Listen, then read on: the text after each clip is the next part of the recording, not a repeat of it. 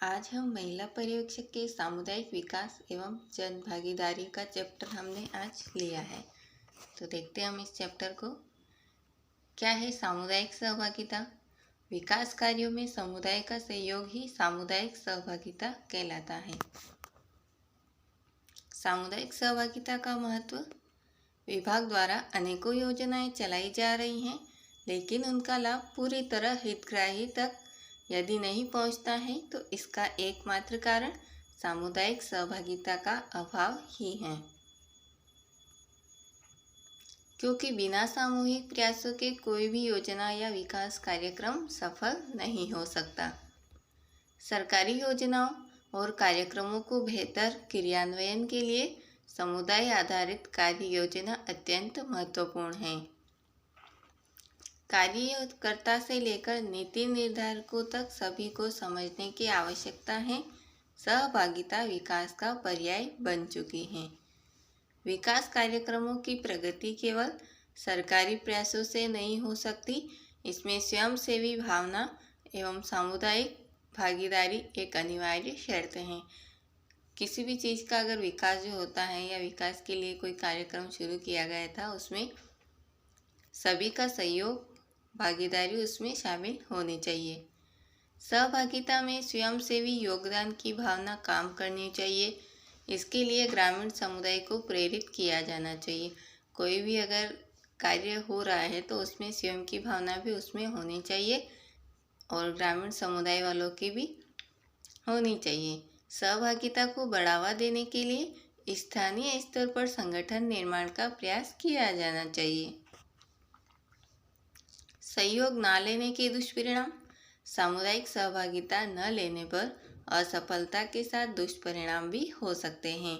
जनगणना सर्वेक्षण करने वाले कर्मचारी घर घर जाकर कई सवाल पूछते हैं और सर्वेक्षण कार्य पूर्ण हो जाने पर संबंधित घर पर चौक पर चिन्हित कर देते हैं। सामुदायिक वाले जो रहते हैं, जनगणना वाले, वो घर घर जाकर घर वालों की फैमिली के बारे में जानकारी लेते हैं और फिर चाक से चिन्हित कर देते हैं। कैसे बढ़े सामुदायिक सहभागिता? सामुदायिक सहभागिता को हम कैसे बढ़ा सकते हैं? विभाग या परियोजना द्वारा चलाई जा रही योजना या कार्यक्रम में समुदाय की भागीदारी और साधनों को जोड़ने के हर संभव प्रयास किए जाने चाहिए। समुदाय की भागीदारी बढ़ाने में निम्न बिंदु सहायक हो सकते हैं। समुदाय की समस्या का समाधान करने के लिए वह जो भी कार्य कर रहे हैं उन्हें प्रोत्साहित करना चाहिए। समुदाय की समस्या के लिए स्थानीय साधनों और नागरिकों द्वारा हल करने को प्रेरित करना चाहिए। समुदाय की अगर कोई समस्या होती है तो नागरिकों द्वारा उसको हल किया जा सकता है। आत्मनिर्भरता का विकास करना चाहिए। योजना के संचालन में लचीलापन हो। समुदाय की आवश्यकता अनुसार इसे छोटा बड़ा किया जा सकता है। आंगनवाड़ी टीकाकरण, स्वास्थ्य जांच और बैठकों का समय समुदाय की सुविधा अनुसार तय किया जाए। किशोरी बालिकाएं समस्याओं की खोज करें और उनका हल समुदाय के प्रभावी व्यक्तियों या गठित समिति द्वारा किया जाए। आंगनवाड़ी केंद्र को सामाजिक और सांस्कृतिक गतिविधि के केंद्र के रूप में पहचान दिलाई जाए। अन्य विभाग भी सामूहिक रूप से कार्य करें, जिससे समुदाय प्रभावित होकर आगे आएगा। लोहार, बढ़ई, कुम्हार, नाई, दर्जी की सेवाएं सामुदायिक कार्य में ली जा सकती हैं। समुदाय एवं सामाजिक संगठन की समझ को हम जानेंगे। साधन का प्रयोग साध्य की प्राप्ति के लिए किया जाता है।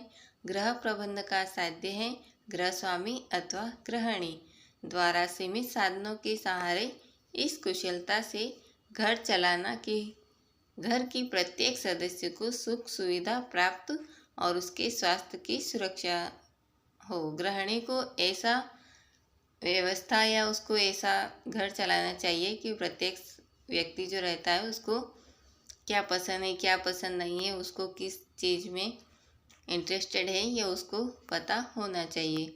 घर का अर्थ होता है परिवार, न कि ईंट, सीमेंट, छड़, लकड़ी का भवन। अतः गृह प्रबंधन का प्रमुख लक्ष्य कुशल गृह प्रबंधक तैयार करना है जो प्रत्येक घर में उपलब्ध साधनों का अधिकतम लाभ घर के सदस्यों को दे सके। गृह प्रबंधन पारिवारिक साधनों का सदुपयोग करने की एक मानसिक क्रिया है। समुदाय साधनों को निम्नलिखित 3 प्रमुख वर्गों में विभक्त किया गया है। पहला है मानवीय साधन, दूसरा है भौतिक साधन, तीसरा है सामाजिक साधन। तो अब मानवीय साधन को देखते हैं, इसके अंतर्गत क्या क्या होता है। परिवार के मानवीय साधन निम्नलिखित हैं। पहला है समय।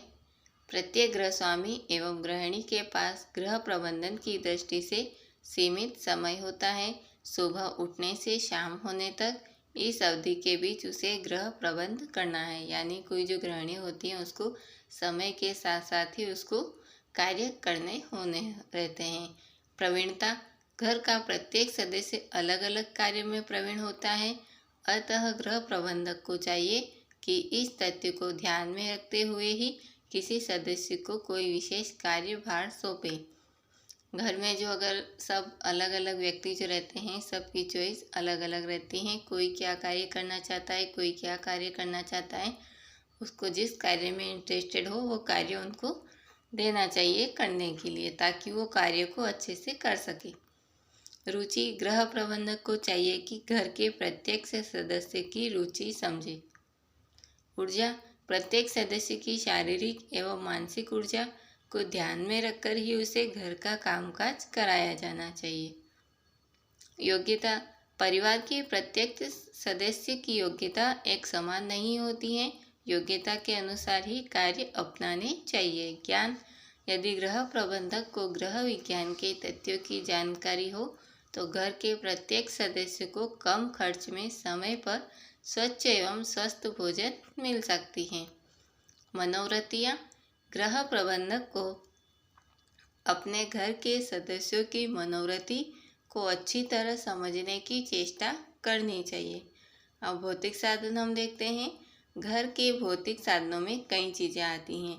सवारी, मोटर, स्कूटर, साइकिल, समय और शक्ति बचाने वाले उपकरण जैसे गैस स्टोव, प्ले स्टोव, विद्युत stove, cooking range, pressure cooker, refrigerator, mixer grinder, बिजली के पंखे, room heater, air cooler, geyser, hair dryer इत्यादि, ये सभी भौतिक साधन के अंतर्गत आते हैं।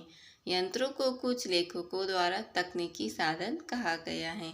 यदि गृहिणी घर के बाहर भी हो तो अपने सहायकों को टेलीफोन से ही निर्देश दे सकती हैं। सामाजिक साधन। घर के लक्ष्य की पूर्ति में कई सामाजिक संस्थाओं के सहयोग से आसानी हो जाती है। उन्नत देशों में कई संस्थाएं हैं जो घर पर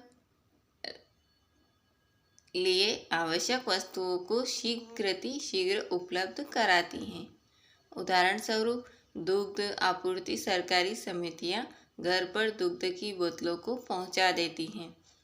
चल पुस्तकालय तथा चल चिकित्सालय के द्वारा भी घर बैठे बैठे लोगों को पुस्तकें एवं दवाइयाँ मिल जाती हैं। उन्हें कहीं बाहर जाने की ज़रूरत नहीं रहती हैं।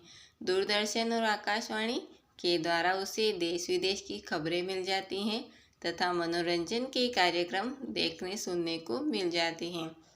उन्हें घर घर बैठे ही दूरदर्शन टेलीविज़न से जो है उनको सारी जानकारी मिल जाती है।